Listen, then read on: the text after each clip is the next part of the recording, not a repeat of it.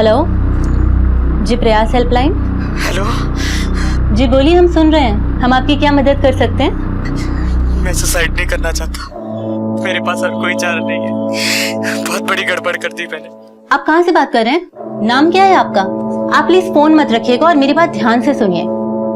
Suicide किसी बात का सोल्यूशन नहीं है और आपने हमें कॉल किया है तो हम आ रहे हैं आपकी मदद करने। नमस्कार, आदाब। क्राइम पेट्रोल डायल 100 में आप सबका स्वागत है। अपने बच्चों की परवरिश और भविष्य के लिए माँ बाप क्या क्या समझौते नहीं करते, लेकिन उनकी बेहतर परवरिश की कोशिश में माँ बाप कभी कभी इतने जज्बाती हो जाते हैं कि उनके अंदरूनी हालत को वो जान नहीं पाते हैं। माँ बाप की उन पर ऊपरी नजर तो रहती है, लेकिन उनके अंदर चल रहे तूफान का उन्हें कुछ पता नहीं होता। और जब ये तूफान अपनी हदें तोड़ देते हैं तो बहुत कुछ बहा ले जाते हैं, बहुत कुछ तबाह कर जाते हैं। आज का ये केस बच्चों की परवरिश के पहलू को उजागर करते हुए ऐसे कई संजीदा सवालों को सामने लाता है।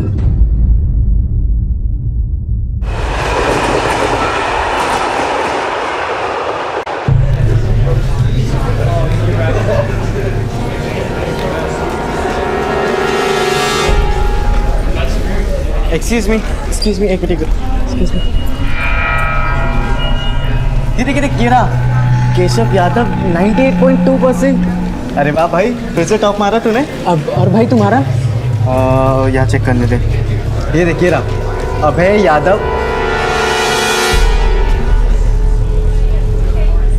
क्या हुआ भाई?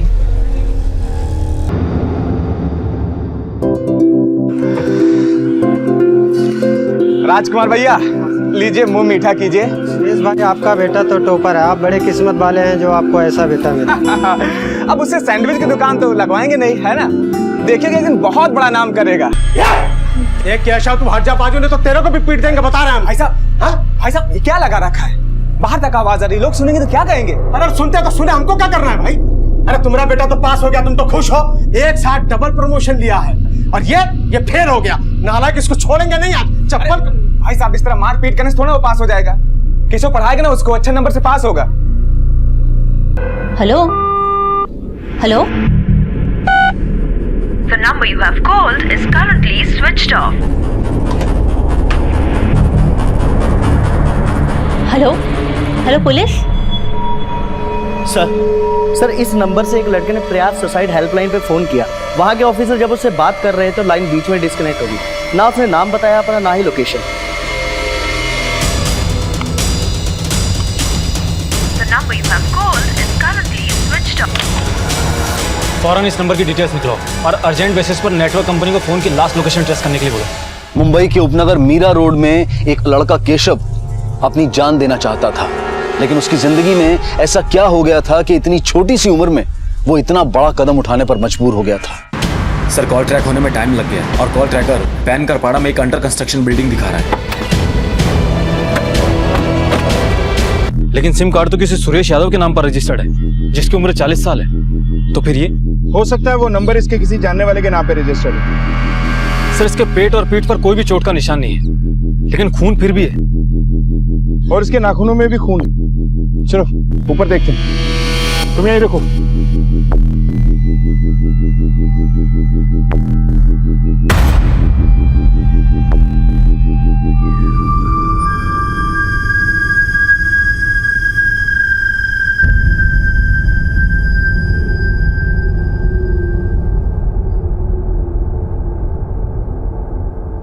सर, उस लड़के ने अगर यहां से सुसाइड किया होगा तो दीवार पर हाथ और खून के निशान कैसे हैं?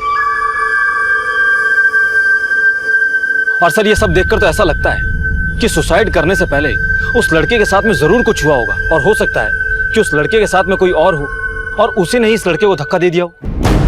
आसपास अच्छे से सर्च करो, सब जगह देखो। सर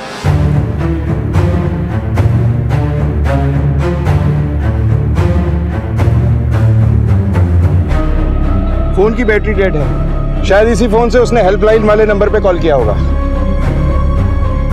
सर ये खून से भरी टी शर्ट मिली है। सर, उस लड़के ने सुसाइड हेल्पलाइन पर फोन किया था, लेकिन ये एविडेंस देखकर तो ऐसा लग रहा है कि हादसे को एक अलग ही मोड़ दे रहे हैं। सुरेश यादव, जिसके नाम पे ये सिम रजिस्टर्ड है, उससे मिलना होगा। बॉडी को पोस्टमार्टम के लिए भेजो और आसपास के लोगों से पूछताछ करो।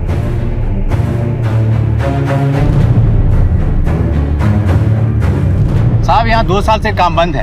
हम बगल वाले कंस्ट्रक्शन साइट पे काम करते हैं और बस हम 11 बजे तक ही यहाँ आते हैं सर। ठीक है, तुम जाओ। Okay sir.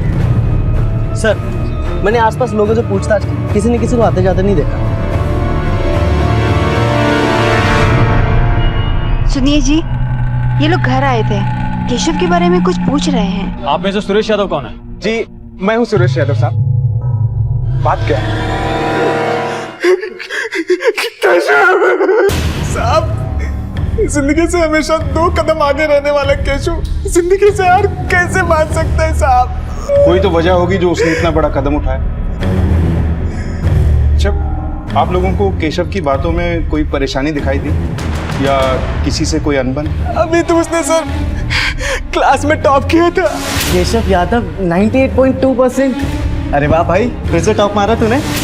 हमको नहीं लगता कि उसके साथ किसी की कोई दुश्मनी होगी। साहब ये अब है उसका बड़ा भाई पवन भाई साहब का बेटा, दोनों एक ही क्लास में थे। 2 साल पहले उसका डबल प्रमोशन हुआ था। अबे पिछले कुछ दिनों में तुमने केशव के मूड में कुछ बदलाव देखा था या कॉलेज में किसी से कोई दुश्मनी? नहीं सर, केशव ऐसा लड़का था ही नहीं कि जिससे कोई दुश्मनी कर सके। सर सबका दिल जीत लेता था वो। अच्छा, आखिरी बार कल रात को केशव को आपने कितने बजे देखा था? कल रात 9:30 बजे जब हम सब लोग खाना खा रहे थे। लो बेटा, ये गुलाब जामुन हम तुम्हारे लिए बनाए हैं गर्मा गर्म, खा लो। थैंक यू ताई। अच्छा, कल रात को केशव उस अंडर कंस्ट्रक्शन साइट पे क्यों गया था? सर वो हमारा अड्डा है, हम अक्सर वहाँ जाया करते थे टाइम पास करने के लिए और मन की बातें शेयर करने के लिए। अबे क्या केशव का कॉलेज में किसी से लड़ाई झगड़ा या कोई दुश्मनी थी या फिर उसकी कोई गर्लफ्रेंड? नहीं सर, केशव की कोई गर्लफ्रेंड नहीं थी। सर ये रही केशव की पोस्टमार्टम रिपोर्ट। सर रिपोर्ट के मुताबिक केशव की मौत बिल्डिंग से नीचे गिरने पर हुई थी और बिल्डिंग की ऊंचाई करीबन 50 से 60 फुट रही होगी और मौत का टाइम है सुबह 3:30 से 4:30 के बीच। और बॉडी पर जो खून था उसकी रिपोर्ट आई? केशव की बॉडी पर कुछ स्ट्रगल मार्क्स हैं, लेकिन कई जगह बिना किसी घाव के भी खून था जो केशव का नहीं था। जो शर्ट पर खून लगा था, जो दीवार पर हाथ के निशान वाला खून था, वो केशव का नहीं था, लेकिन दीवार पर जो हाथ के निशान थे वो केशव के ही थे। गावड़े, कहीं ऐसा तो नहीं कि उस जगह पर केशव की किसी से लड़ाई हुई हो और हाथापाई के दौरान उस शख्स ने केशव को बिल्डिंग से नीचे धक्का दे दिया? सर ये भी तो हो सकता है कि उस हेल्पलाइन नंबर पर केशव को किसी ने जबरदस्ती कॉल कराया हो ताकि मर्डर को आसानी से सुसाइड का रूप दिया जा सके।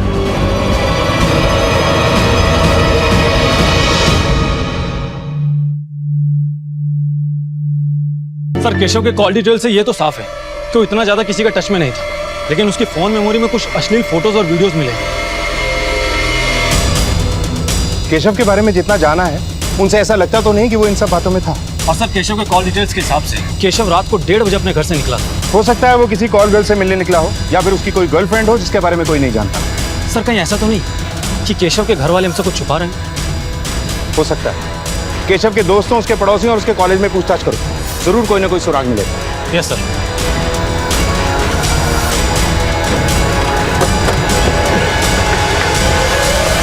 केशव का किसी लड़की से चक्कर वगैरह? नहीं मैम, केशव किसी लड़की के चक्कर में पड़ता नहीं था। क्लास की कितनी लड़कियों का फेवरेट था, बट उसने कभी किसी को पलट कर नहीं देखा। नहीं सर, केशव तो बिल्कुल एफर्टलेसली पास हो जाता था। इनफैक्ट अभय ही था कि हर बार फेल होता था। हमें तो यकीन ही नहीं होता कि दोनों एक साथ रहते थे, एक टॉपर और एक फेलियर। वैसे तो खुश रहता था वो, लेकिन कुछ दिन पहले मैंने उसे पहली बार बड़े अजीब से मूड में देखा था। उस दिन ऐसा लगा था जैसे केशव और अभय के बीच में झगड़ा हुआ था, पर मैं श्योर नहीं हूँ। हमें केशव के मोबाइल में कुछ अश्लील फोटोज और वीडियो मिले, लेकिन तुमने तो कहा था कि केशव इन सब में नहीं है और ना ही उसकी कोई गर्लफ्रेंड है। अभय क्या छुपा रहे हो हमसे? सर कुछ भी नहीं, मैंने कभी केशव का फोन चेक नहीं किया और हमारे बीच में ऐसी बातें भी नहीं होती थी। अच्छा ये बताओ, क्या इससे पहले केशव रात में घर से बाहर गया था? जहाँ तक मुझे मालूम है सर नहीं। लेकिन उस रात को तो गया था, क्या तुमने नहीं देखा? सर उस दिन तो मैं 11:30 बजे ही सो गया था और केशव भी तभी सो गया था। उसके बाद वो कभी गया वो मुझे नहीं पता। अच्छा क्या तुम्हें कभी शक हुआ केशव पर कि वो किसी धंधे वाले से मिलने के लिए जा रहा हो? सर हम ये सब मामलों में कभी नहीं पड़ते। हमने तुम्हारे कुछ दोस्तों से पूछताछ की और उनका कहना है कि कुछ दिन पहले तुम्हारी और केशव की लड़ाई हुई थी वॉशरूम में। नहीं सर मुझे याद नहीं है और शायद हुआ भी होगा। सर केशव स्कॉलर जरूर था मगर था तो वो इंसान ही ना। और गुस्सा तो इंसान को ही आता है। सर हमने केशव के बारे में पूछताछ की। सब लोग केशव के बारे में अच्छा ही बोल रहे हैं, लेकिन गौर करने वाली बात तो ये है कि अभय की जिंदगी में उथल पुथल मचा हुआ है। स्कूल में स्टूडेंट्स का कहना है कि अभय एक बिलो एवरेज स्टूडेंट है, जिसकी वजह से उसका बाप नाराज भी रहता है। सर कहीं ऐसा तो नहीं कि इसी जलन की वजह से अभय ने केशव को रास्ते से हटा दिया हो? जितना वो अपनापन दिखा रहा है, हो सकता है उसमें कुछ छुपा रहा हो। 20 जुलाई रात 1 बजे से लेकर केशव की मौत तक की डिटेल्स मिली क्या? जी सर, अभय उस रात को घर पर ही था, लेकिन केशव रात को 1:30 बजे घर से निकला था। जिस जगह वो गया वो सृष्टि कॉम्प्लेक्स के आसपास की है। अगर केशव जानबूझकर इतनी रात को सृष्टि कॉम्प्लेक्स गया था तो जरूर किसी से मिला होगा। सर क्या ये पॉसिबल हो सकता है कि केशव जिससे मिलने के लिए गया हो वही उसका हत्यारा हो? लेकिन खून की क्या वजह हो सकती है? हो सकता है वजह केशव ना हो, वो सिर्फ निशाना बना हो। मतलब ये कि दुश्मनी केशव के पिता या उसकी फैमिली से हो और शिकार बना केशव। हो सकता है कि उसने सुसाइड ना किया हो, बल्कि उसका मर्डर हुआ हो।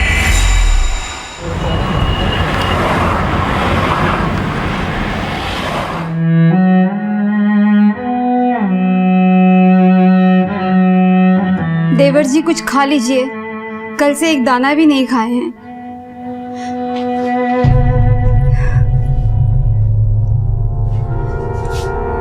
सुनिए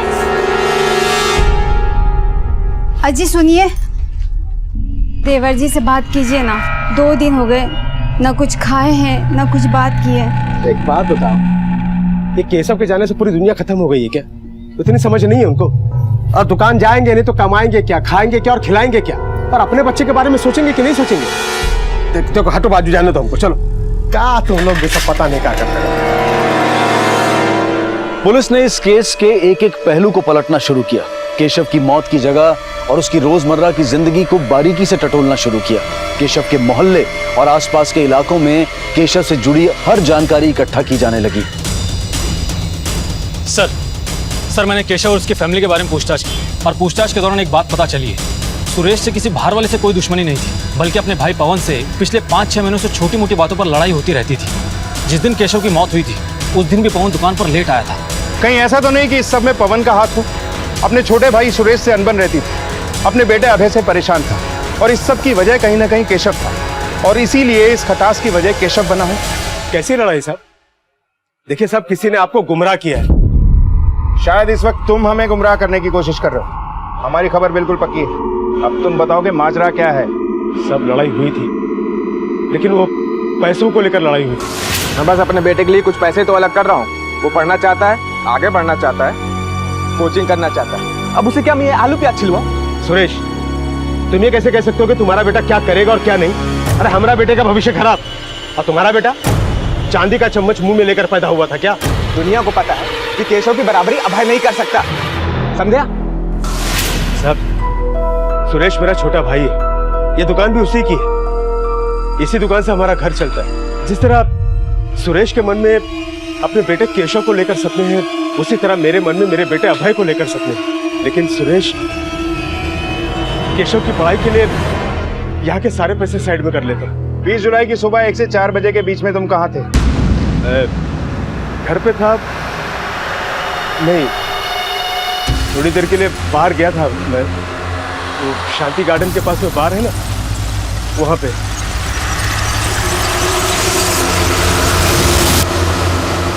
शांति गार्डन और सृष्टि कॉम्प्लेक्स दोनों एक ही लोकेलिटी में है, और इन दोनों एरियाज का सेलफोन टावर भी सेम ही है। कहीं ऐसा तो नहीं कि पवन उस रात बार में ना गया हो सकता है पवन का इरादा कुछ और ही हो। एक काम करो काबड़े, पता करो कि पवन उस रात बार में गया था या नहीं, और अगर गया था तो कितने टाइम तक होगा। Yes sir. पवन, सच क्या है? हमने बार में पूछताछ की, तुम वहां नहीं गए थे, और कॉल रिकॉर्ड के हिसाब से उस रोज तुम्हारी किसी से बातचीत हुई थी। सच बता दो, इतनी रात को कहां गए थे और क्या कर रहे थे? साहब, दरअसल हमने आपसे झूठ बोला। हम चाहते थे कि हमारा बेटा अभय अपने कंपार्टमेंट के रिटेस्ट में फेल होने से बच जाए, इसलिए हम उसके टीचर के पास गए थे मिन्नत समाजत करने के लिए कि कुछ भी ले दे के कैसे भी हमारे बेटे को पास कर दे, और वो माना नहीं। और हमको बाहर किसी से पता चला कि एक आदमी है जो पैसे लेकर पेपर लीक करा के बच्चों को पास करा देता है। उसी से बात किए थे, पर वहाँ भी पैसों पर बात बनी नहीं। आप चाहें तो उसका नंबर है हमारे पास में, आप उससे बात कर लीजिए और टीचर से भी बात कर लीजिए। काबड़े, चेक करो। हाँ सर, ये बात तो सच है कि पवन जी रात दिन मेरे पीछे लगे थे अभय को एग्जाम में पास कराने के लिए, लेकिन उनकी बहुत मेहनतों के बाद मुझे उन्हें उस आदमी का नंबर देना ही पड़ा, लेकिन शायद उनकी बात कुछ बनी नहीं। सर एक बात और, करीबन 1-1.5 महीने पहले केशव ने कुछ ऐसा किया था जिससे मैं चौंक गया था।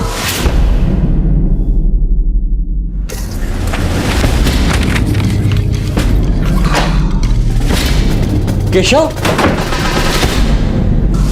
लेकिन सर उसमें मैं श्योर नहीं था, इसीलिए उस वक्त इस बात का जिक्र मैंने किसी से भी नहीं किया। Thank you. सर केशव जैसे स्टूडेंट को क्वेश्चन पेपर चुराने की क्या जरूरत पड़ी होगी? वो तो पढ़ाई में बहुत ही होनहार है। हो सकता है गाबड़े कि ये क्वेश्चन पेपर उसने अपने लिए नहीं बल्कि अभय के लिए चुराया। ये भी हो सकता है कि शायद उसे अपना कोई शौक पूरा करना हो जिसके लिए उसे पैसों की जरूरत हो, और क्वेश्चन पेपर बेचकर शौक पूरे किए जा सकते हैं। साहब मेरा बेटा गलत काम कर ही नहीं सकता, वो क्लास में टॉपर था, वो क्यों पेपर चोरी करेगा? वैसे तो ऐसा बहुत कुछ था जो उसे नहीं करना चाहिए था, लेकिन आपकी जानकारी के बिना वो कर ही रहा था। आप लोगों को तो पता चल ही गया होगा कि उसके मोबाइल में से हमको कैसे वीडियो और फोटोग्राफ मिले। साहब उससे मेरे बेटे का कोई लेना देना नहीं है, ये सब अभय का किया हुआ है, इसने मेरे बेटे को बिगाड़ा है। तेरी वजह से क्या क्या लांछन लग रहा है, देख रहा तू? बस बाबा, हर बार की तरह मुझे बलि का बकरा बनाना बंद करो। ये सब मेरे कान नहीं थे, केशव के कान थे, और जो कुछ भी हो रहा था वो सब चाचा जी की वजह से हो रहा था। केशव अपनी जिंदगी में कुछ करना चाहता था। 15 साल की उम्र में 15 किलो का बोझ पीठ पे देकर 18 साल के लड़कों के बीच में बिठा दिया गया उसे। उसके सपने थे कुछ, लेकिन चाचा जी को ये सब पसंद नहीं था ना। बेटा पूरी जिंदगी सड़क किनारे बस यही सुनते हुए गुजार दी कि सुरेश एक टोस्ट सैंडविच देना। मैं भी कुछ जीवन में बनना चाहता था पर नहीं बन पाया। पर बेटा तू मेरी शान है, मैं दुनिया को फख्र के साथ कह सकता हूँ कि तू टॉपर है।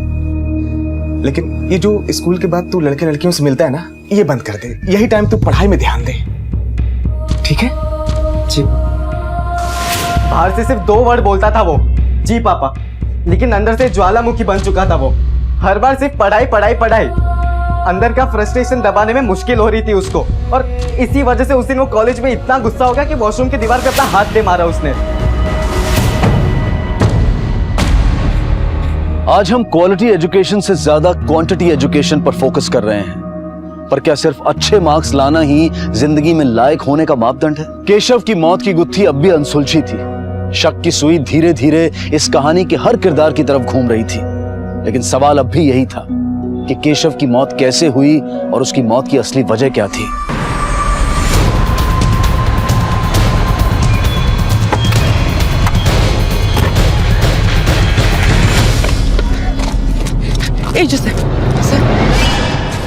सर बॉडी को देखकर तो ऐसा लगता है कि 2 से 3 दिन पुरानी हो। इसकी पॉकेट चेक करो।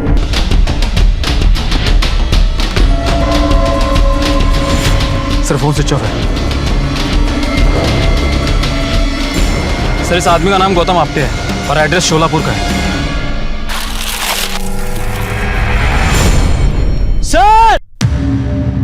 सर ये बाइक देखिए।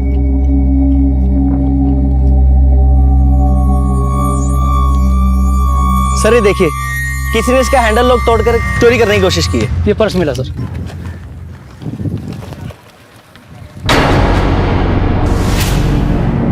सर ये तो अभय का है।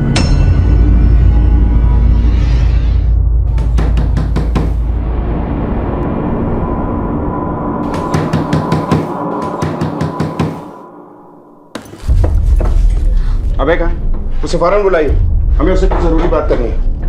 अभय तो घर पर नहीं है, कब का बाहर चला गया बगैर किसी को बताए। बात क्या है साहब? आप लोगों ने उसे फोन नहीं किया? उसका फोन छीन कर तो हम अपने पास रख लिए थे। वो इधर है, ये देखिए, ये फोन है उसका। आपने ये फोन उससे कब लिया?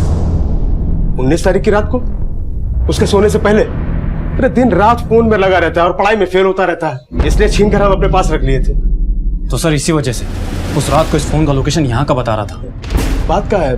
अभय ने क्या किया है? मतलब आप उसको ढूंढ क्यों रहे हैं? अभी अभी हमें एक लाश मिली जिसकी कुछ ही दूरी पर ये वॉलेट और आईडी कार्ड मिला है।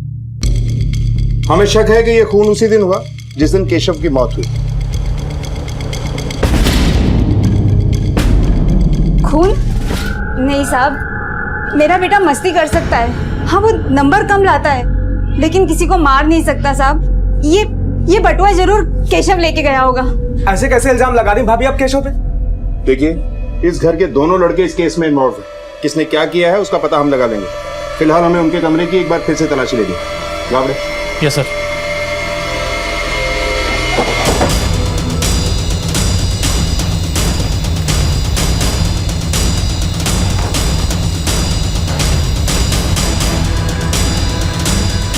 सर, अभय के बैग से अबॉर्शन पिल्स मिले। ये गोली अभय के बैग में क्या कर रही है?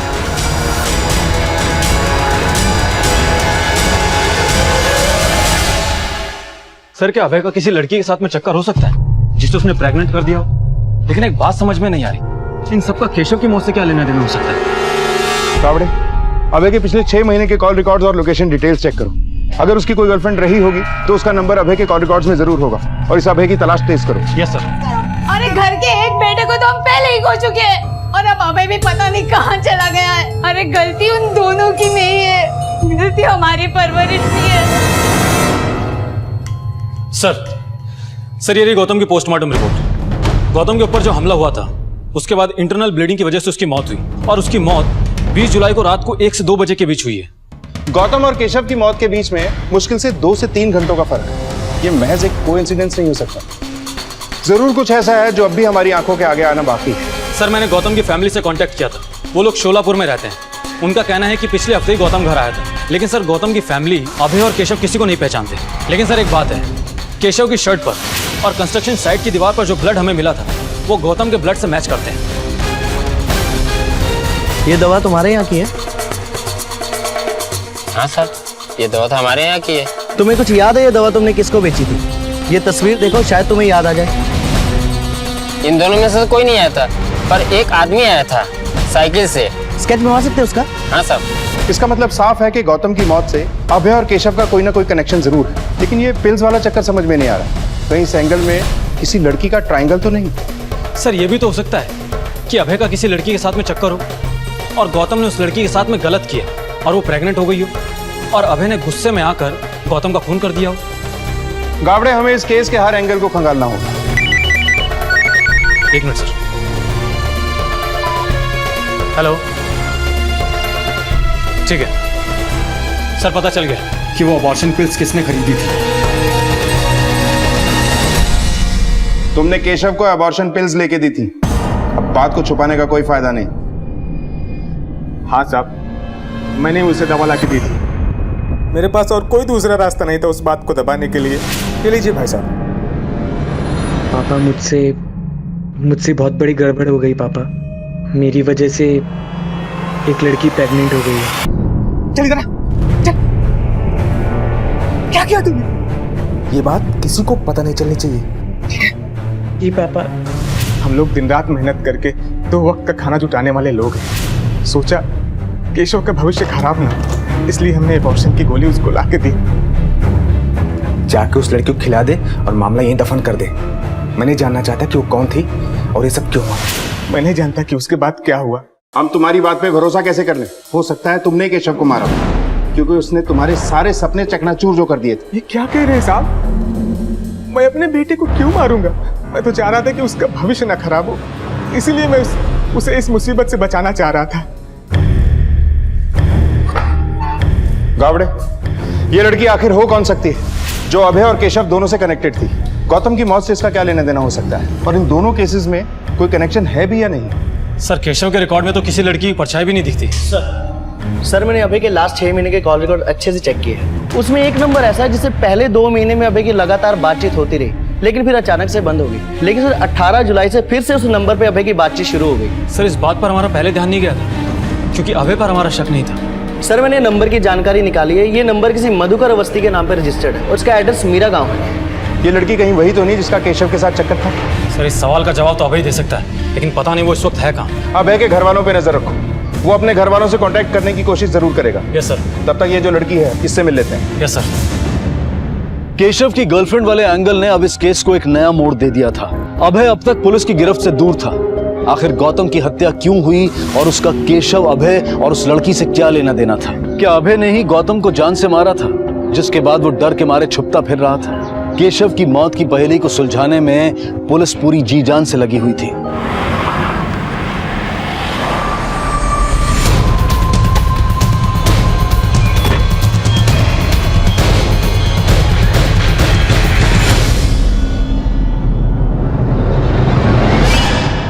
रश्मि, जी सर। कौन से कॉलेज में पढ़ती हो तुम? प्रशांत जूनियर कॉलेज। सर इसी कॉलेज में तो अभी भी पढ़ता है। लेकिन क्या हुआ सर? आप लोगों से कुछ बात करनी है। सर कैसी बातें कर रहे हैं आप? मेरी बेटी का ना किसी से अफेयर है, ना तो वो प्रेग्नेंट है। रश्मि, सच क्या है? सर वो केशव और अभय दोनों मेरे क्लासमेट्स हैं। केशव हमारी क्लास का टॉपर था सर। उसकी मौत का सुनकर बुरा लगा सर, लेकिन मेरी केशव से कभी कोई बात नहीं हुई है। और अभय? अभय से तो तुम्हारी बहुत बात हुआ करती थी। अभय मेरा दोस्त है, लेकिन हमारे बीच ऐसा कुछ भी नहीं है सर। इसे पहचानती हो? No sir. और आप? नहीं सर।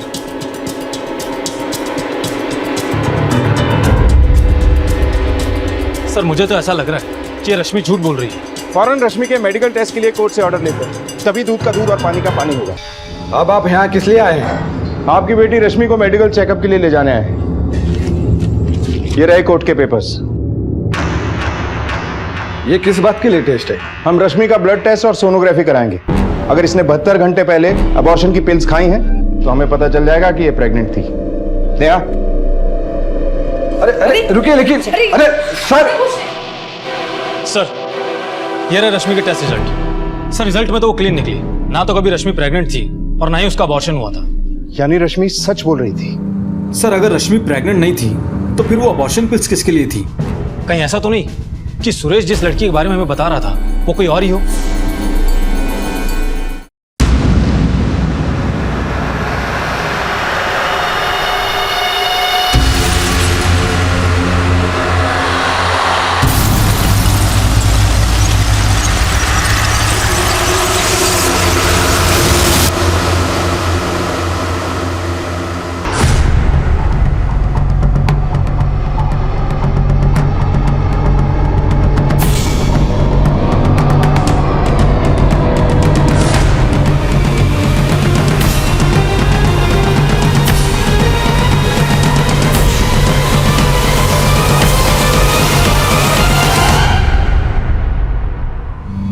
सर आपको मेरे बैग से जो अबॉर्शन के पिल्स मिले थे वो मेरी नहीं थी सर, वो केशव की थी। उसने अपनी गर्लफ्रेंड के लिए ली थी सर, और उस दिन वो मेरा बैग लेकर चला गया था, इसलिए वो बॉटल मेरे बैग में ही रह गई। गर्लफ्रेंड का नाम क्या है? रश्मि। कब से जानता था केशव रश्मि को? सर कुछ 2-2.5 महीनों से। सर वो दोनों मेरे ही फ़ोन से बात किया करते थे, क्योंकि सर चाचा जी केशव के मोबाइल का बिल भरते थे और केशव भी चाहता था कि उन्हें शक हो। सर वो दोनों हमारे अड्डे पर ही मिला करते थे और सर वो दोनों वहीं पर। भाई बोलना, ट्रू लव करता हूँ। फिजिकल होना गलत है भाई, अपना दिमाग चलाना, कुछ तो बोल। मैंने ना जोश जोश में सब कुछ कर डाला। 2-2.5 महीनों तक वो लगातार मिलते रहे सर। उसके बाद अभी कुछ दिन पहले ही रश्मि का फ़ोन आना बंद हो गया। तभी केशव बहुत परेशान रहने लगा था सर, क्योंकि रश्मि कॉलेज भी नहीं आती थी। मुझे अचानक से रश्मि का फ़ोन आया। हेलो सर, फ़ोन पर वो बहुत घबराई हुई सी लग रही थी। केशु। हाँ भाई। रश्मि का फ़ोन है। हेलो। फिर जब केशव रश्मि से बात करने लगा तभी केशव भी अचानक से घबरा गया और तुरंत वहाँ से चला गया, ये बोलकर कि वो हॉस्पिटल जा रहा है। फिर से कुछ घंटों बाद जब केशव वापस घर लौटा तभी वो काफ़ी घबराया हुआ था सर। क्या हुआ केशव? भाई सब कुछ खत्म हो गया। हुआ क्या वो तो बता। रश्मि प्रेग्नेंट है। केशव ने बोला कि वो इस बारे में चाचा जी को नहीं बता सकता है। चाचा जी ने उसे पहले से ही कुछ पिल्स दे रखे थे, और अगर वो चाचा जी को अबॉर्शन के बारे में फिर से बताता तो चाचा जी बहुत गुस्सा करते सब। तो तुम लोगों ने सोचा कि बाइक चोरी करके बेचोगे और उसी से पैसों का इंतजाम करोगे? हाँ सर। स्क्रू ड्राइवर को कहाँ छुपाया तुमने? रास्ते में एक नाले में मैंने वो स्क्रू ड्राइवर फेंक दिया था। फिर वहाँ से मैं घर चला गया, पीछे के दरवाजे से अंदर जाकर चुपचाप से सोने का नाटक करने लगा। क्या गुजरी होगी केशव पर। कितना होनहार स्टूडेंट था वो, और एक जरा सी गलती से उसने अपनी जिंदगी खत्म कर ली। सर टेस्ट के हिसाब से तो रश्मि प्रेग्नेंट नहीं थी, लेकिन अभय के हिसाब से रश्मि प्रेग्नेंट हुई थी। ये माजरा गले से नीचे नहीं उतर रहा। अगर रश्मि प्रेग्नेंट नहीं थी तो उसने केशव को झूठ क्यों बोला, और केशव को 30,000 रुपए क्यों चाहिए? कहीं ऐसा तो नहीं कि रश्मि झूठ बोलकर केशव से पैसे निकलवाना चाहती थी? सर, मैंने केशव से दोस्ती एग्जाम्स में अच्छे मार्क्स लाने के लिए करी थी, क्योंकि मुझे ऐसा लग रहा था कि अगर इस बार भी मैं मैथ्स में फेल हो गई तो पापा मेरी शादी करा देंगे। इसलिए मैंने केशव से दोस्ती की और मैंने उससे पढ़ाई में मदद भी मांगी सर। लेकिन एग्जाम्स में टाइम इतना कम बचा था कि मेरे और कुछ समझ ही नहीं आया। तो मैंने केशव से कहा कि वो स्टाफ रूम से जाकर मेरे लिए पेपर्स चोरी करके लाए। वो क्लास का मॉनिटर था, इसलिए उसके लिए बहुत इजी था स्टाफ रूम से पेपर्स चोरी करके लाना। लेकिन मेरे लाख रिक्वेस्ट करने पर भी वो नहीं माना। तब सर मैंने उसे फिजिकल होने के लिए उकसाया। उसने स्टाफ रूम से मैथ्स के क्वेश्चन पेपर चुरा कर मुझे दिए। उसके बाद हम दोनों 2 बार फिजिकल हुए, लेकिन मेरा काम निकल चुका था, सो मैंने उसे इग्नोर करना शुरू कर दिया था, क्योंकि मुझे पता था इस बार एग्जाम्स में मार्क्स मेरे बहुत अच्छे आने वाले थे। लेकिन इस महीने मेरे पीरियड्स नहीं आए थे और मैं बहुत घबरा गई थी। मुझे लगा कि मैं प्रेग्नेंट हूँ। घबरा कर मैंने 18 को केशव को कॉल किया था और वो मुझसे मिलने मेरे घर के बाहर आया था। तुम सच में प्रेग्नेंट हो? देखो केशव, अगर ये बात मेरे पापा को पता चली तो वो मुझे जान से मार डालेंगे। केशव प्लीज कुछ करो। मैं क्या कर सकता हूँ इसमें? तुम प्लीज कोई मेडिसिन ले लो ना। मैं इस प्रॉब्लम में तुम्हारे चक्कर में फंसी हूँ और तुम ही पीछा छुड़ा रहे हो। और अगर एक बात सामने आई तो फिर सारी बातें सामने आ जाएगी। सबको पता लग जाएगा कि पेपर्स तुमने लीक किए थे और फिर तुम्हारी इमेज कुछ नहीं रहने वाली। नहीं, मैं कुछ करता हूँ। तुमने इस बारे में अपनी माँ से डिस्कस क्यों नहीं किया? मैं अपनी मम्मी से ऐसी बातें शेयर नहीं करती। कैसे बताती इन्हें कि मैं प्रेग्नेंट हूँ। केशव ने जो एबॉर्शन के लिए पिल्स लाके दी थी वो तुमने खाई? जी सर, पर उसके बाद मुझे बहुत ब्लीडिंग होने लगी, मेरी हालत खराब होने लगी थी। मेरे पेट में इतना दर्द होने लगा था कि मुझे कुछ समझ नहीं आता। फिर मैंने केशव को कॉल करके बुलाया। अगर किसी को भी पता चला तो केशव के ऊपर रेप केस लग सकता है। इस कंपाउंडर को उठा के लाओ। Yes sir. मारो मत, बताता था सब कुछ बताता। साहब वो बच्चे बहुत डरे हुए थे, मुझे लगा पैसे कमाने का अच्छा मौका है, और साहब उस लड़के को खून भी आ रहा था। इसका मतलब वो प्रेग्नेंट तो थी नहीं। मैंने उन लोगों को उल्लू बनाया और 30,000 रुपये मांगे, पर वो लोग वापस नहीं आए साहब। मैं सुसाइड नहीं करना चाहता, मेरे पास और कोई चारा नहीं है। बहुत बड़ी गड़बड़ कर दी मैंने। तुम उनके लिए बहुत इम्पोर्टेंट हो, और अगर तुम ही नहीं रहोगे तो उनकी तो सारी दुनिया उजड़ जाएगी। हाँ, आप ठीक कह रही हैं। सर क्या केशव ने आउट ऑफ गिल्ट सुसाइड किया होगा? गावड़े, मुझे अब भी ऐसा लग रहा है कि इस केस से जरूर कुछ मिसिंग है। 1 मिनट के लिए एज्यूम करो कि केशव ने सुसाइड नहीं किया, बल्कि उसको मारा गया, क्योंकि इस हेल्पलाइन वाली की बातों से केशव कन्विंस लग रहा था। तो फिर ऐसा कौन हो सकता है जिसने केशव की हत्या की? सर रश्मि उस रात को अपने घर पर ही थी। केशव के फैमिली के सभी लोग भी सुसाइड के टाइम पर घर पर ही थे। तो फिर केशव को मारने कौन जा सकता है?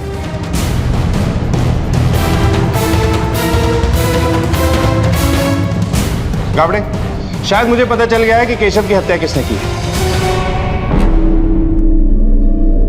अबे, उस रात गौतम का खून करके तुम अपने घर गए थे ना? जी सर। तो वो कपड़े कहाँ हैं जिस पर गौतम का मर्डर करने के बाद खून के निशान पड़ गए होंगे? और जब तुम घर गए तो घर पे कौन कौन मौजूद था? सच सच बता दो। अगर हमने उगलवाया तो तुम्हारे लिए अच्छा नहीं होगा। हम भला उसे क्यों मारेंगे? अभय ने हमें सब कुछ बता दिया है। तुम्हारी बेहतरी इसी में है कि तुम भी साफ साफ बता दो। बोलो, मतलब तुम ऐसे नहीं बोलो। नहीं साहब, बताती हूँ साहब, बताती हूँ साहब।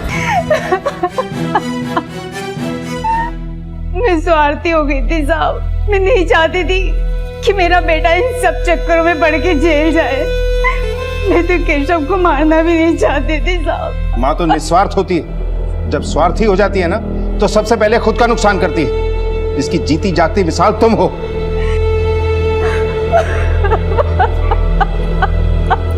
जब रिश्तों में स्वार्थ हावी हो जाए तो अंजाम बुरा ही होता है। निरुपा ने अपने बेटे को बचाने के स्वार्थ में केशव की बलि चढ़ा दी। रश्मि भी केशव की मौत के लिए कम जिम्मेदार नहीं है। उसने केशव का इस्तेमाल करते हुए इस जुर्म की कहानी का बीज बो दिया। सुरेश ने कभी अपने बेटे केशव के मन की बात समझी ही नहीं। उसे आगे बढ़ना है, ये करना है, वो करना है, बस इसी में उलझा दिया। और नतीजा ये हुआ कि केशव ने इस भंवर से उभरने के लिए मौत को ही गले लगा लिया। एक गलती को सुधारने के चक्कर में केशव और अभय एक और गलती कर बैठे और उनके हाथों कत्ल जैसा संगीन जुर्म हो गया। निरुपा और सुरेश अपनी परवरिश के गुमान में ही रहे। उन्होंने अपने बच्चों के साथ कभी ऐसे संबंध ही नहीं बनाए कि वो खुलकर अपनी बात उनसे कह सकें। याद रखिए, बेहतरीन परवरिश वो है जहां आप अपने बच्चों की क्षमता को देखते हुए उन्हें अपना पूरा सहयोग देते हैं।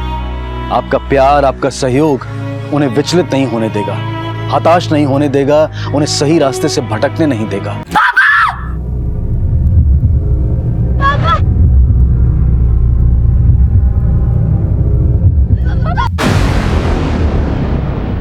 नमस्कार, आदाब। क्राइम पेट्रोल डायल 100 में आप सबका स्वागत है।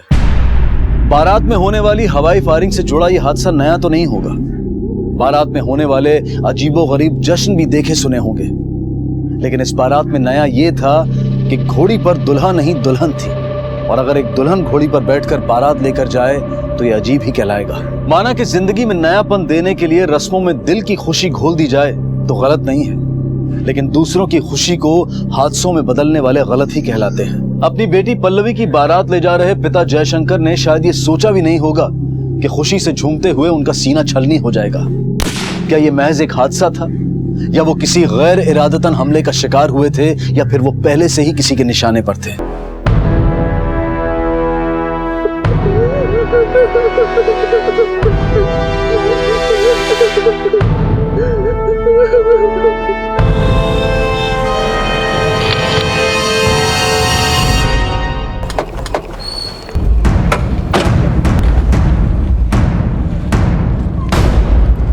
सर, मैरिज वेन्यू यहाँ से आधा किलोमीटर दूर है। बारात में फायरिंग भी हो रही थी।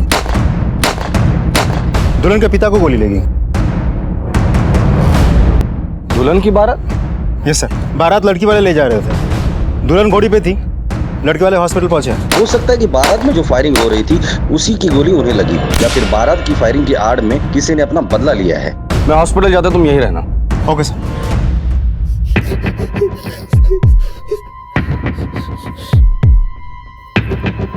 अविनाश, अविनाश, देखो ना पापा को क्या हो गया। उनको किसी ने गोली मार दिया।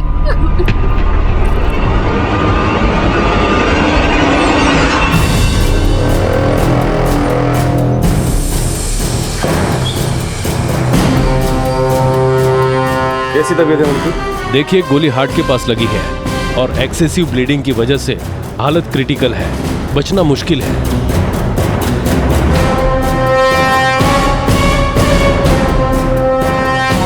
प्रसाद, जयशंकर पे जिसने गोली चलाई है वो दोबारा हमला कर सकता है। 24 घंटे आईसीयू के बाहर ही खड़े रहना। जी सर। भारत में फायरिंग कौन कर रहा था? बंटी और गुड्डू भाई साहब के खास मुलाजिम है वो। 10 साल से उनके साथ है। इन दोनों का आपके भाई साहब के साथ कभी झगड़ा, लड़ाई या कभी मन मुटाव हुआ? नहीं सर। इस वक्त कहाँ है वो? वेटिंग एरिया में है सर। गोली चलाने का बहुत शौक है ना तुम दोनों को? बोलो। सब गन का लाइसेंस है हमारे पास, खाली हवा में फायर किए थे। हमारी गोली नहीं लगी साहब। हमारी गोली भी नहीं लगी साहब। हम तो पल्लवी दीदी की शादी की खुशी में फायरिंग कर रहे थे। तुम दोनों की गोलियां नहीं लगी तो कोई तीसरा भी गोली चला रहा था क्या? सब फायर तो हम ही लोग किए, लेकिन सेठ जी को गोली हमने नहीं मारी साहब। तुमने नहीं मारी तो फिर किसने मारी? हम तो उन्हें सपने में भी मारने की नहीं सोच सकते साहब। पब्लिक प्लेस में फायरिंग करना कानूनन जुर्म है। इनके राइफल जब्त करो और बैलिस्टिक जांच के लिए भेज दो, और जांच का रिपोर्ट जब तक नहीं आता तुम दोनों हमारे सस्पेक्ट हो। गाड़ी में बिठाए ना।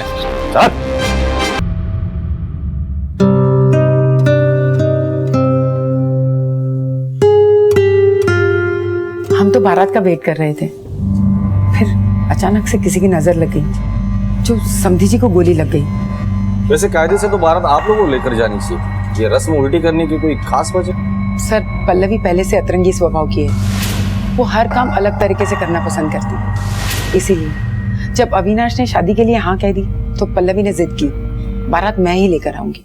पल्लवी और उसके फैमिली को आप कब से जानती हैं? मेरे पति और जयशंकर जी बचपन के दोस्त थे। मेरे पति के देहांत के बाद से ही अविनाश जयशंकर जी की फैक्ट्री में मैनेजर की पोस्ट पे काम करता था। पल्लवी को अविनाश पहले से ही पसंद था। वो पिछले 2 साल से भाई को प्रपोज कर रही थी, लेकिन भाई ही इंटरेस्ट नहीं दिखा रहे थे। तो फिर अचानक तैयार कैसे होगा तुम्हारा भाई?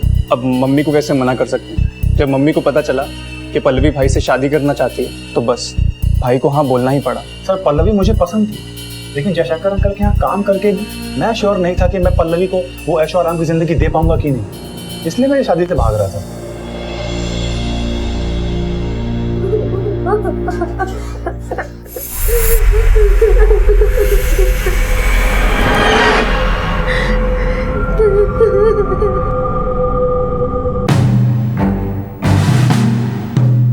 सर ये रहा बंटी और ये गुड्डू, दोनों के हाथ में गन्स है, लेकिन तीसरा तो दिख नहीं रहा। पूरी फुटेज में उन दोनों ने फायरिंग हवा में ही की है, लेकिन जिस दिशा से गोली चली है ये तय है कि किसी ने दूर से बंदूक चलाई है। लेकिन फिर भी बैलिस्टिक रिपोर्ट आने का इंतजार करो। सर, अब तक ये माना जा रहा था कि पल्लवी के पिता जयशंकर पर हुआ हमला हवाई फायरिंग की हुड़दंग करने वालों की चूक से हुआ था, लेकिन कई बार अपनों के जश्न में गैर भी शरीक होते हैं। बेगानी शादी में अब्दुल्ला दीवाना, ये काफी मशहूर कहावत है। लेकिन इस शादी में ऐसा कौन अब्दुल्ला था जिसने पल्लवी के पिता पर गोली दाग दी?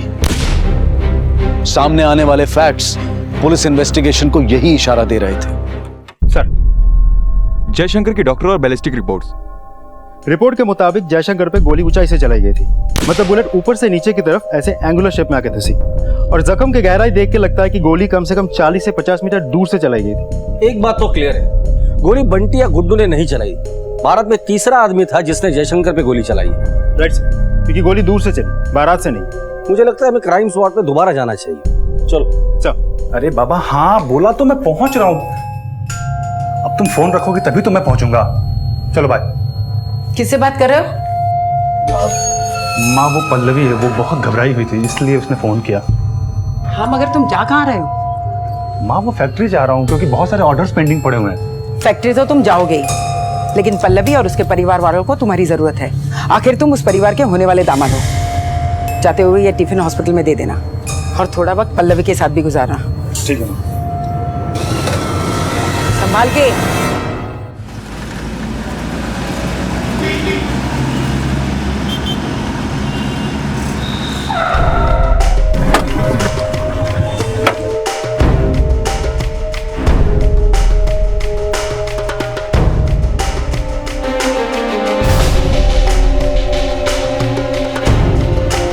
विनय वहां खड़े रहना। वीडियो रिकॉर्डिंग के हिसाब से जयशंकर नाचते नाचते यहां था, इस पोजीशन में। गोली उसे 40 या 50 मीटर दूरी से मारी थी, और बैलिस्टिक रिपोर्ट के हिसाब से गोली एंगुलर शेप में, मतलब इस डायरेक्शन में आई थी और यहां लगी थी। तो हो सकता है कि गोली उसे शायद वहां से मारी हो।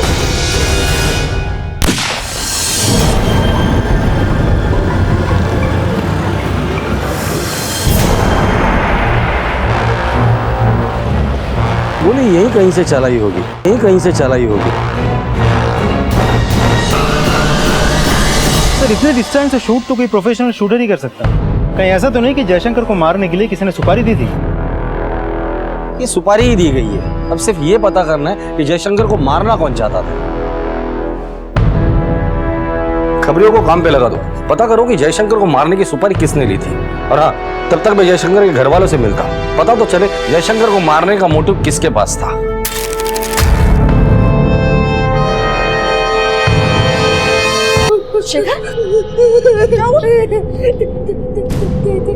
पापा मर जाएंगे। नहीं शिखर, पापा को कुछ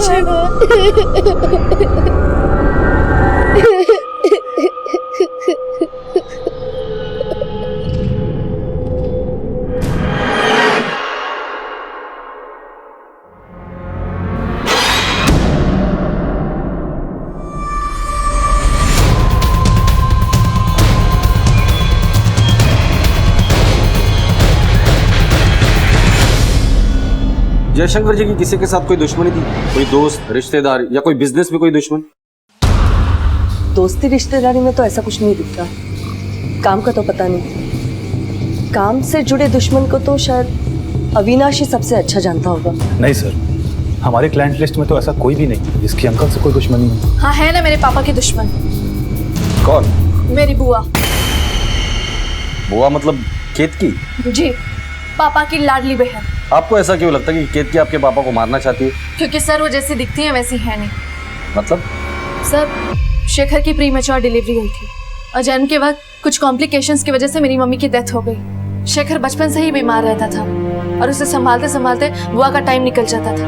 सर, तब मैं 10 साल की थी। पापा काम में बिजी रहते थे और बुआ शेखर को संभालने में, और यही एक रीजन है जिसकी वजह से उन्होंने शादी नहीं की, जिसलिए पापा हमेशा बुआ को दया की मूर्ति मानते रहे। लेकिन रस्म के वक्त ये खुशियां मेरी जिंदगी में भी आ सकती थी, लेकिन आया बना के रख दिया मेरे भाई ने मुझे। खैर, अब इस पल्लवी को जाने दो, फिर देखना शेखर को अपनी जिंदगी से कैसे हटाती हूँ मैं। और सिर्फ शेखर को नहीं, मेरे भाई को भी चुन चुन के बदला लूंगी। किसी को नहीं छोड़ूंगी मैं। बुआ,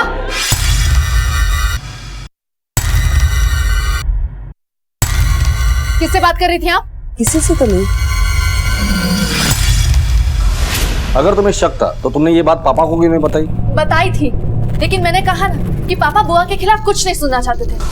पल्लवी, ऐसा क्या कर दिया केतकी ने कि तुम जब बोलती हो उसके खिलाफ ही बोलती हो?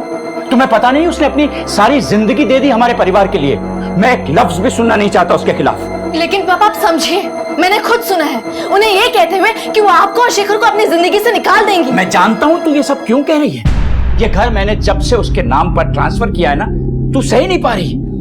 हाँ पापा, बुरा लगा ये देख के कि ये घर जो आपने मम्मी के नाम गिफ्ट किया था वो बुआ के नाम कर दिया। लेकिन पापा, इस बात का उससे कोई मतलब नहीं है। यही समझाना चाह रहा हूँ तुझे, इस बात का उससे कोई लेना देना नहीं है। मैंने ये घर उसके नाम पर इसलिए ट्रांसफर किया है कि मेरे बाद उसकी सिक्योरिटी के लिए कुछ होना चाहिए कि नहीं। बेटा, शेखर का ध्यान उसे जिंदगी भर रखना है। लेकिन पापा, बस, और कुछ नहीं सुनना है मुझे। सब पापा को लगता था कि बुआ शेखर का ख्याल रख रही है, लेकिन एक मिनट सर, शेखर यहाँ आओ।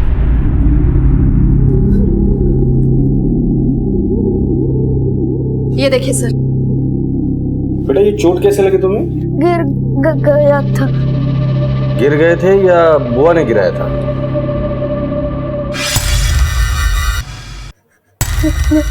नहीं। सच बोल शेखर। सच बोल रहा हूँ। चलो।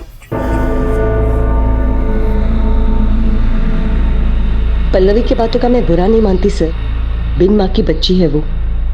भाभी के डेथ के बाद शेखर की वजह से मैं कभी उसे टाइम ही नहीं दे पाई। क्या हुआ बेटा, क्यों रो रहा है तू? हाँ, क्या हुआ आज तुझे? दूध पीना बेटा। बुआ, ये समझाइए ना मुझे। बेटा तुझे देखो, बच्ची को देखिए, घर पे संभालूं मैं। पल्लवी, क्या ये तुम फिर से फेल हो गई? क्या हो रहा है? भैया, इससे बाहर आओ तो मैं कुछ करूँ ना इसके लिए। तो ठीक है, पर उसकी पढ़ाई पे तो ध्यान देना ही पड़ेगा ना। केतकी, मैं सोचता हूँ कि इसे हॉस्टल भेज देना चाहिए। नहीं पापा, मुझे हॉस्टल मत भेजिए, बुआ समझाइए नहीं। देखो, अगर तुम हॉस्टल में जाओगी तो तुम्हारे बराबरी के और भी बच्चे होंगे, तुम्हें अच्छा लगेगा, तुम ठीक से पढ़ पाओगी। सच कह रहे थे पापा, तेरे लिए हॉस्टल ही सही है। बस पल्लवी को यही लगा कि अगर मैं उसे संभाल लेती तो उसे कभी अपने पापा और भाई से दूर नहीं जाना पड़ता। इसीलिए शायद पल्लवी को ये लगता है कि भैया पर जो हमला हुआ वो मैंने करवाया है। मैडम, केतकी जी तो बड़ी ही जिम्मेदार और प्यार करने वाली औरत है।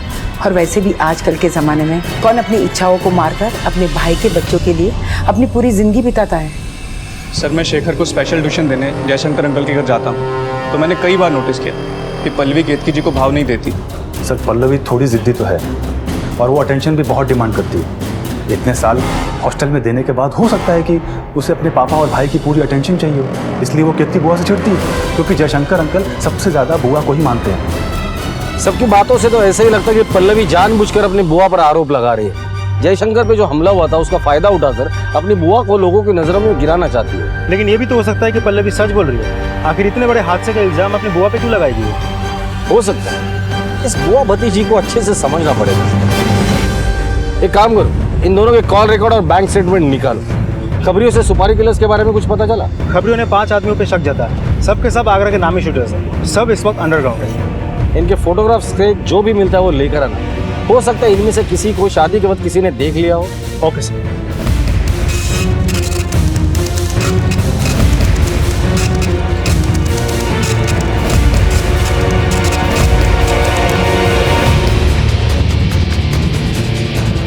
इस बात का भी अंदाजा लगाया जा रहा था कि जयशंकर पर हुआ हमला कहीं कॉन्ट्रैक्ट किलिंग से तो नहीं जुड़ा हुआ है, इसलिए हत्या करने वाले के साथ साथ हत्या की साजिश रचने वाले के भी सुराग ढूंढे जा रहे थे। आप में से किसी ने इन्हें देखा है? ये सारे शार्प शूटर, और हमें शक है कि जयशंकर पे गोली इन्हीं में से किसी ने चलाई। नहीं सर, इनमें से किसी को नहीं देखा। ध्यान से देखो, याद करने की कोशिश करो, शायद सुपारी देते वक्त देखा होगा। कब तक अपना सच छुपाओगे तुम? नहीं सर, हम में से किसी ने नहीं देखा इसे। पल्लवी का बयान बार बार केतकी की तरफ उंगली उठा रहा था, लेकिन केतकी के पास अपने भाई को मारने का कोई मोटिव था या फिर पल्लवी की अपनी कोई गलतफहमी थी। लेकिन इस थ्योरी में सवाल ये भी खड़े हो रहे थे कि क्या पल्लवी के पास अपने पिता को मरवाने का कोई मोटिव था?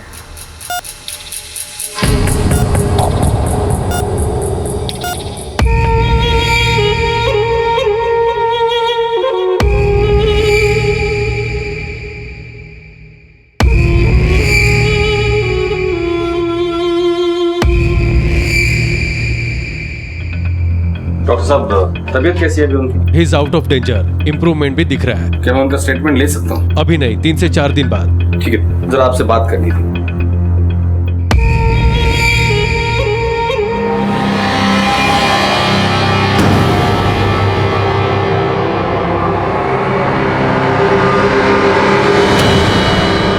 बैंक डकैती केस में जिनको पकड़ा है उनके स्टेटमेंट लेके उनको कोर्ट में हाजिर करो। सर, पल्लवी और केतकी दोनों के कॉल रिकॉर्ड में एक भी नंबर ऐसा नहीं है जो कि सस्पिशियस है, लेकिन दोनों के बैंक स्टेटमेंट में काफी कैश विड्रॉल के ट्रांजैक्शंस है। मैंने पूछा तो दोनों ने बताया कि शादी के लिए पैसे निकाल रहे थे।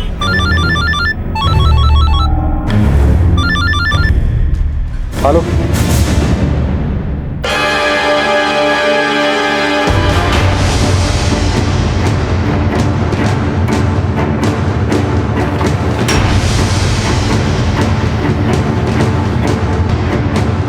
ये कैसे हो गया? सर, हमें ब्लड टेस्ट से पता चला है कि बॉडी में जहर था और हमारे हॉस्पिटल स्टाफ को इस बात की कोई जानकारी नहीं है कि जहर आया कहां से। एक पेशेंट को आपके यहाँ जहर देकर मार दिया गया, इसका अंजाम जानते हैं क्या होगा? आप और आपका स्टाफ जयशंकर जी का ट्रीटमेंट कर रहा था, फिर ये कैसे हो गया? सर, मुझे भी समझ में नहीं आ रहा है कि ये कैसे हो गया। समझ में नहीं आ रहा है या आप और आपका स्टाफ इन्वॉल्व है जयशंकर जी को मारने में? प्रसाद, तुम यहाँ ड्यूटी कर रहे थे या क्या कर रहे थे? जयशंकर जी को मिलने कौन कौन आया था? साहब, उनको मिलने तो कोई नहीं आया था। हाँ, नर्स रोहिणी इनको दवाई देने के लिए आई। हो गया ना बदला पूरा? मार दिया ना पापा को? क्या बोल रही है तू? वक्त की नजाकत का तो समझ। मैं क्यों मारूंगी उसे? वो मेरा भाई था। तुम उन्हें दुश्मन मानती थी। पल्लवी, बहुत बुरा किया तुमने। पुलिस के पास लेके जाऊंगी। पल्लवी, छोड़ूंगी नहीं मैं तुमने मार दिया पापा को। मार दिया। नहीं पल्लवी, कंट्रोल। पुलिस अभी तक ये पता लगा ही रही थी कि जयशंकर पर हमला किसने किया और किसके इशारे पर किया, कि तभी जयशंकर को बचाने की सारी संभावना ही खत्म कर दी गई। लेकिन इस बार हत्या जहर देकर की गई थी। पहले ये माना जा रहा था कि जयशंकर की जान लेने के लिए किसी कॉन्ट्रैक्ट किलर का इस्तेमाल किया गया है, लेकिन उन्हें जहर देने वाला कौन था? ये रहे जयशंकर जी के वसीयत के कागजात। इसके मुताबिक ये घर आज से आपका हुआ।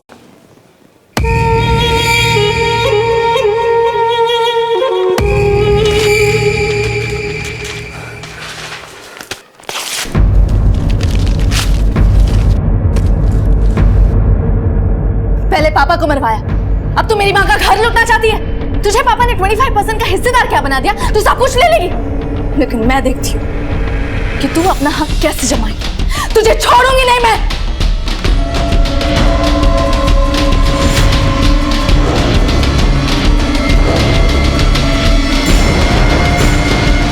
जयशंकर के रूम में सिर्फ तुम गई, तो जाहिर सी बात है कि जयशंकर के ग्लूकोज में जहर तुमने ही मिलाया होगा।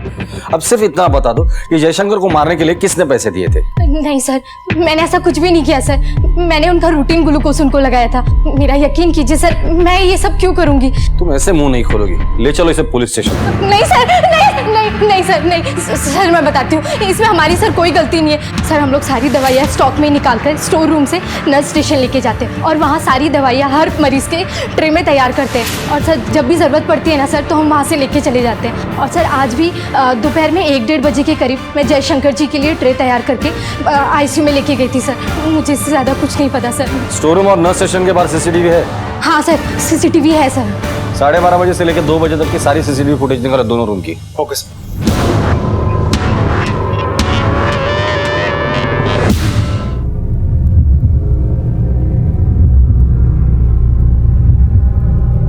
खाना, अरे खा।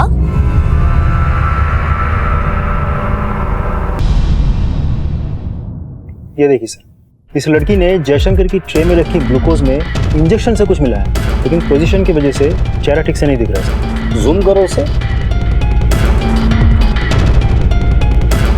हॉस्पिटल के बाकी CCTV फुटेज देखते हैं, किसी न किसी कैमरा में उसे जरूर कैप्चर किया होगा।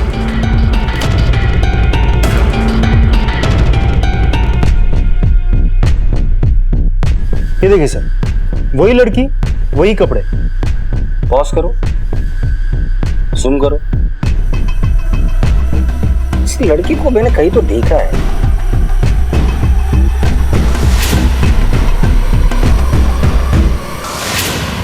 यस, इस लड़की को मैंने बारात वाली वीडियो में देखा था। हॉस्पिटल का एंट्रेंस का CCTV लगाओ।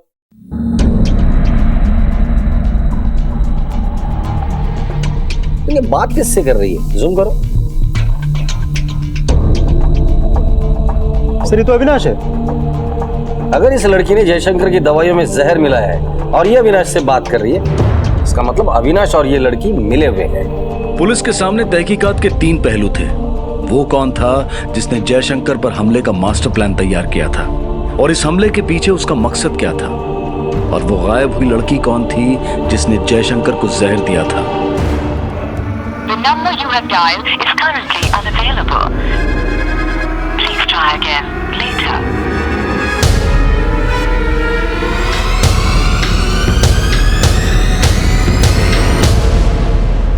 नहीं सर, मैं इसे नहीं जानता ये कौन है। अगर नहीं जानते तो इसके साथ हॉस्पिटल में बात क्या कर रहे थे? सर ये तो मुझसे किसी वार्ड नंबर के बारे में पूछ रही थी। इस लड़की को बारात के वीडियो में भी देखा गया है। इसी लड़की ने जयशंकर को हॉस्पिटल में जहर भी दिया है और यही लड़की तुम्हारे साथ हॉस्पिटल में बातें कर रही थी।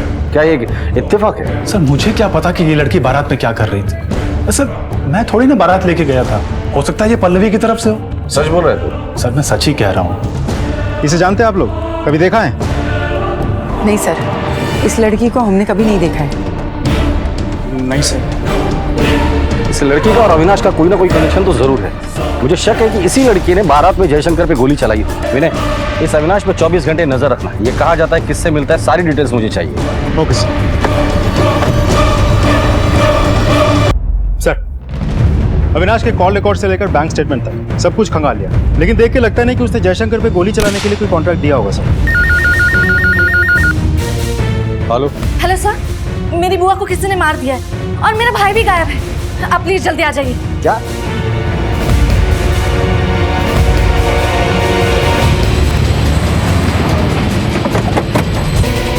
सर मैं 2 घंटे के लिए फैक्ट्री गई थी। जब घर लौटी तो बुआ की ऐसी हालत थी। और सर मेरा भाई शेखर भी गायब है। आप प्लीज उसे ढूंढिए सर।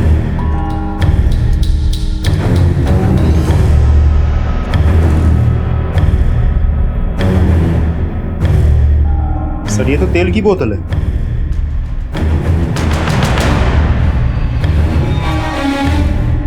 पूरे सीढ़ियों पर तेल गिरा पड़ा है, लगता है इसी से फिसल के गिरी होगी सर। बॉडी को पोस्टमार्टम के लिए भेज दो। Okay sir.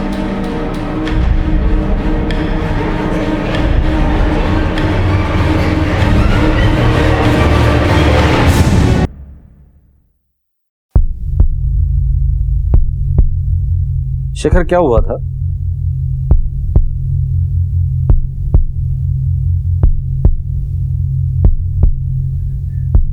बोलो शेखर। बोलो। मामा मैंने बुआ को मारा क्योंकि वो दीदी को मारने वाली थी। सर कहीं ऐसा तो नहीं कि पल्लवी ने ये सब कुछ किया है और फिर उसी ने हमें फोन किया ताकि उस पर शक ना जाए? वैसे भी तो केतकी को लेकर वो परेशान रहती थी। ऐसा भी हो सकता है।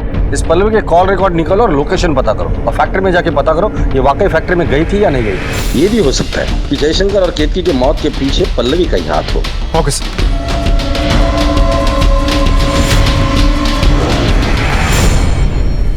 अविनाश के साथ देखी गई संदिग्ध औरत से क्या अविनाश वाकई अनजान था या फिर वो खुद भी इस साजिश का हिस्सा था, ये पता लगाने के लिए अविनाश पर भी नजर रखी जा रही थी और साथ ही ये भी पता लगाया जा रहा था कि वो शूटर कौन था जिसे जयशंकर पर गोली दागने का कॉन्ट्रैक्ट मिला था।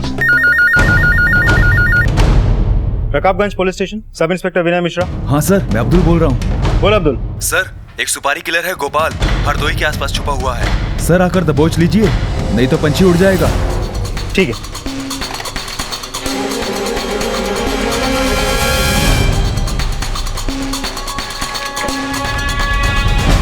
सर, इसका नाम गोपाल है, फरीदाबाद का है, हिस्ट्री शीटर है। जिस रात जयशंकर पे गोली चली थी आखिरी बार इसे आगरा में देखा गया था और उसी रात से ये अंडरग्राउंड है। सर खबरों का ये भी कहना है कि फिलहाल ये हरदोई के आसपास का छुपा हुआ है और भागने के फिराक में है। शहर से बाहर जाने वाले हर चेक पोस्ट में इसकी फोटो सर्कुलेट कर दो। ये किसी भी हाल में हिस्ट्री शीटर गोपाल चाहिए। Sir excuse me. Hello. Hello sir, जो सीसीटीवी फुटेज वाली लड़की है वो अविनाश के साथ है भी। ओके सर, कांस्टेबल प्रसाद का कॉल। बोल रहे अविनाश और सीसीटीवी फुटेज वाली लड़की दोनों को एक साथ राजा मंडी में देखा गया। उठाकर लेकर इन दोनों को। Yes sir.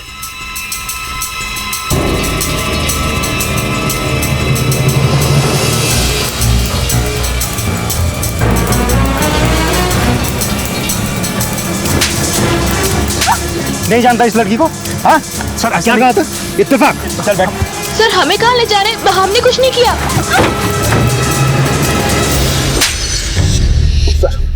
सीधे से मुंह खोलेगा या खातिरदारी कराऊं तेरी? सर मैं सच कह रहा हूं, मैंने कोई खून नहीं किया है सर। बता, तेरा और सालेहा का क्या रिश्ता है? सर सालेहा मेरी वाइफ है। एक बात बता रे, तू क्या सर्वधर्म समभाव का ब्रांड एम्बेसडर है क्या? पल्लवी तेरे लिए बारात ला रही थी, सालेहा से तूने कोर्ट में शादी की। कोई और भी है क्या जिसके साथ तूने चर्च में शादी की? नहीं सर, मैंने सिर्फ सालेहा से ही शादी की थी क्योंकि मैं और सालेहा कॉलेज के टाइम से एक दूसरे को बहुत पसंद करते थे। लेकिन मेरी माँ हमारे इस रिश्ते को कभी एक्सेप्ट नहीं करती क्योंकि सालेहा सर एक मुस्लिम लड़की है, इसलिए मैं और सालेहा ने जाकर के कोर्ट मैरिज कर लिया सर। इस उम्मीद पर कि सही वक्त देखकर अविनाश हमारे बारे में अपनी मम्मी को सब कुछ बता देगा। सर पल्लवी तो मुझसे शादी करने के लिए पिछले 2 साल से मेरे पीछे पड़ी हुई है, लेकिन मैं उसको भाव नहीं दे रहा था। एक दिन वो जिद में आकर के मेरी माँ से बात कर ली। मेरी माँ को तो पल्लवी पहले से ही पसंद थी, लेकिन उससे ज्यादा उन्हें उनके जायदाद का लालच था। देख अविनाश, आज ये रिश्ता खुद चल कर आया है, कैसे मना कर दूं? जयशंकर भाई साहब की सही वारिश तो पल्लवी ही होगी। शेखर तो वैसे भी डिपेंडेंट ही रहेगा। एक बार तूने हाँ बोल दी ना तो वो लोग तुझे फैक्ट्री सुपरवाइजर से जनरल मैनेजर की पोस्ट दे देंगे। लेकिन माँ, बस इस बारे में अब हम कोई बात नहीं करेंगे। सर मैं माँ को मना नहीं पाया, लेकिन मेरे पास एक प्लान था। सर पल्लवी थोड़ी जिद्दी किस्म की लड़की थी, तो मैंने सोचा कि 2-3 महीने में उसे किसी बहाने से मैं तलाक दे दूंगा और फिर सालेहा को माँ से मिलवा दूंगा, क्योंकि पल्लवी से शादी के गलत फैसले से दुखी मेरी माँ सालेहा को जरूर अपना लेती। अविनाश ने मुझे समझाने की बहुत कोशिश की, लेकिन मेरा मन नहीं माना और फिर उस रात में बारात में चली गई। ये गोली तूने ही कॉन्ट्रैक्ट किलर से चलवाई थी क्योंकि तुम्हें डर था कि अगर पल्लवी ने तलाक नहीं दिया तो क्या होगा, इसलिए जयशंकर पर तूने कॉन्ट्रैक्ट किलर से गोली चलवाई थी। नहीं सर, ये गलत है, मैंने किसी भी गोली नहीं चलवाई है। अच्छा, तो तेरी बीवी पल्लवी के बारात में क्या कर रही थी? मैं बताऊं, वो कॉन्ट्रैक्ट किलर को जयशंकर को दिखाने के लिए वहां गई थी। नहीं सर, मैंने गोली नहीं चलवाई। लेकिन जयशंकर के दवाई में जहर तुमने मिलाया था, फुटेज है हमारे पास। हाँ, मैंने मारा है जयशंकर को क्योंकि मैं अपने शौहर की दूसरी शादी होते नहीं देख सकती थी।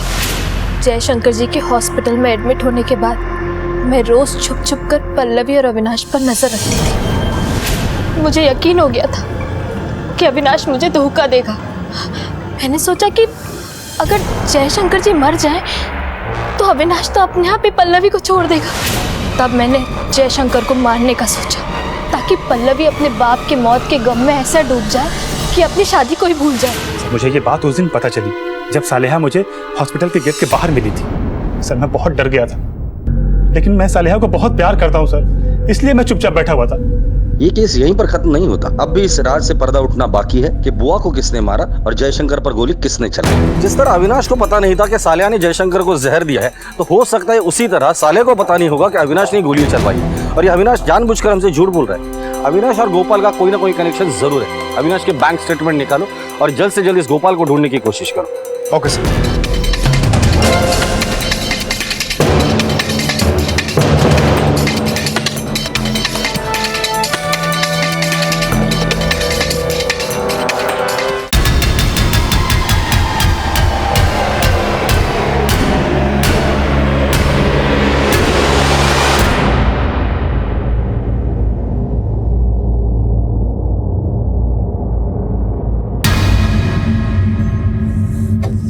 मुझे तुझसे ये उम्मीद नहीं थी।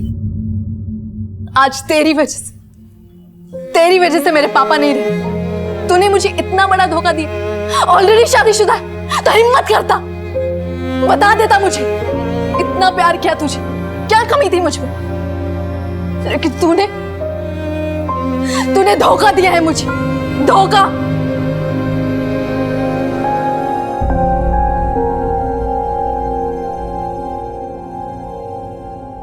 पल्लवी का मोबाइल लोकेशन केतकी के मर्डर के वक्त पल्लवी की फैक्ट्री का ही था।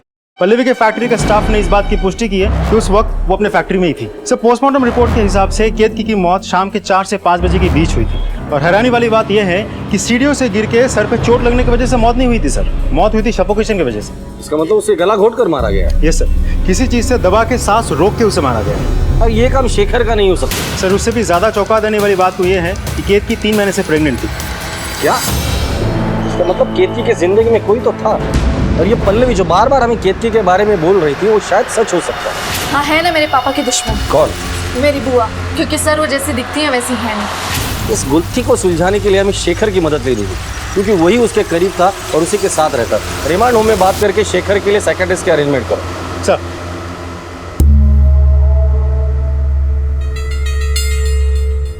शेखर, बिना डरे हुए साफ साफ बताओ, आपको क्या पता है?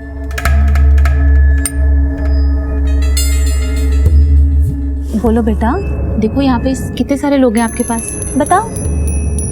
बुआ मुझे डराती थी ताकि मैं उसके सीक्रेट किसी को ना बोलूं। बुआ जब सीढ़ियों से गिर गई थी तब आप अलमारी में क्यों छुप गए थे? बुआ और कितने सारे लोग हैं आपके पास, बताओ। बुआ मुझे डराती थी ताकि मैं उसके सीक्रेट किसी को ना बोलूं। बुआ जब सीढ़ियों से गिर गई थी तब आप अलमारी में क्यों छुप गए थे? बुआ और वो मुझे अलमारी में बंद कर देती थी। बुआ और कौन? आज हम ये चैप्टर पढ़ेंगे, ठीक है? देखो 3 + 8 लिखो यहाँ पर, अब लिखो 4 + 5। पर मुझे तो ये चैप्टर नहीं पढ़ना। Doctor thank you very much. चलो आओ। विनय सर उठाकर लेकर इस देव को। Okay sir. Sir sir sir sir sir sir कुछ नहीं किया सर।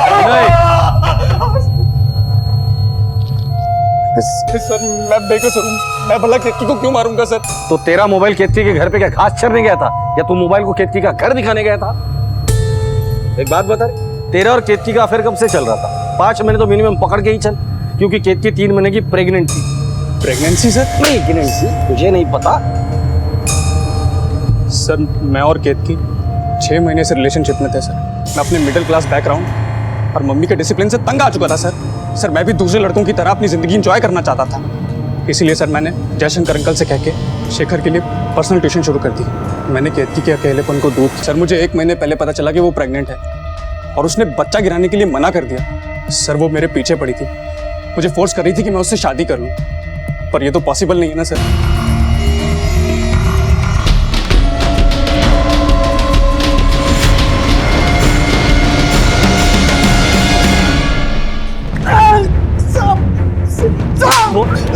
बोल किसने दी सुपारी? साहब एक औरत ने दी थी सुपारी, लेकिन मैं उसका नाम नहीं जानता साहब। किसने दी थी सुपारी? नहीं साहब, ये तो वो औरत है जिसको मारना था। क्या? इसको मारने की सुपारी मिली थी? हाँ साहब, उस रात गोली तो मैंने इसी पे चलाया था, लेकिन मेरा निशाना चूक गया और उस आदमी को लग गई, इसलिए मैं आगरा छोड़ के भाग गया था साहब। नाम बताओ उस औरत का। वो तो नहीं पता साहब। इन दोनों में से कोई थी? ये थी साहब। अभी तक बहुत कहानियां सुनाई तुमने हमें, अब कहानी नहीं, सिर्फ सच्चाई सुननी है। हल्दी वाले दिन। अच्छा सुन, मैं तुझसे बाद में बात करती हूँ। शेखर, क्या हुआ? शेखर, तू रो क्यों रहा है? प्लीज मत जाओ, बुआ मुझे मारेगी। सर, मैं बुआ से बात करने जा रही थी कि मैंने उन्हें किसी से बात करते हुए सुना। मुझे बुआ की प्लानिंग पता चल गई थी। मैंने पापा से बात करने की बहुत कोशिश की, लेकिन वो मेरी बात सुनने को तैयार ही नहीं थे। हो सकता है कि शुरुआती टाइम पे बुआ सीधी होंगी, लेकिन इस बार तो उनके ढंग ही बदल गए थे। लेकिन मैं उनके इरादों को पूरा नहीं होने देती। इससे पहले कि बुआ मेरे परिवार को कुछ नुकसान पहुंचाती, मैंने सुपारी किलर गोपाल को हायर किया। बुआ को मारने के लिए उसे पैसे दी, लेकिन बुआ बच गई और पापा। बुरा सोचोगे तो बुरा ही होगा पल्लवी। इंसान बुरा नहीं होता, उसकी सोच बुरी होती है। अगर तुम्हारी सोच अच्छी होती ना, तो आज तुम्हारे पापा और बुआ दोनों जिंदा होते।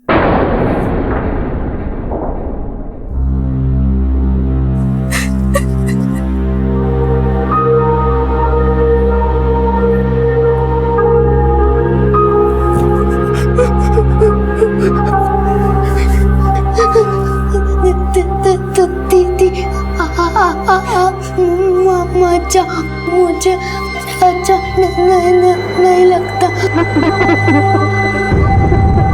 हम हमेशा उम्मीद करते हैं कि हमारे बच्चे अपनी हर बात हमसे शेयर करें, लेकिन जब उनकी बातों को नजरअंदाज किया जाता है तो वो अक्सर ऐसे कदम उठा बैठते हैं जैसा कि पल्लवी ने उठाया। माना कि पल्लवी और शेखर हमेशा माँ के प्यार से वंचित रहे, लेकिन जयशंकर ना अच्छे पिता बन पाए, बल्कि अपनी बहन केतकी की हताशा की वजह भी बने, जिसने केतकी को उसके बच्चों को यातना देने के लिए उकसाया। और पल्लवी ने ऐसा कदम उठाया जो पूरे परिवार के बिखर जाने की वजह बन गया। ऐसा कई बार देखा गया है कि कई शानदार शादियां कुछ दिन भी नहीं टिक पाती और सीधे साधे विवाह खुशहाली की मिसाल कायम कर जाते हैं। जरूरत है सिर्फ जमीनी स्तर पर रिश्तों को दुरुस्त करने की। इसी विचार के साथ अब मैं अनूप सोनी आपसे विदा लेता हूं। फिर मुलाकात होगी अगले एपिसोड में एक और चौंका देने वाले केस के साथ। तब तक अपना और अपने परिवार का ख्याल रखें और देखते रहें क्राइम पेट्रोल डायल 100। सवा के एक को सीख हम सबको। जय हिंद। CID के और भी मजेदार और सस्पेंस से जुड़े एपिसोड्स को देखने के लिए हमारे चैनल को सब्सक्राइब करें और बेल आइकॉन दबाना न भूलें।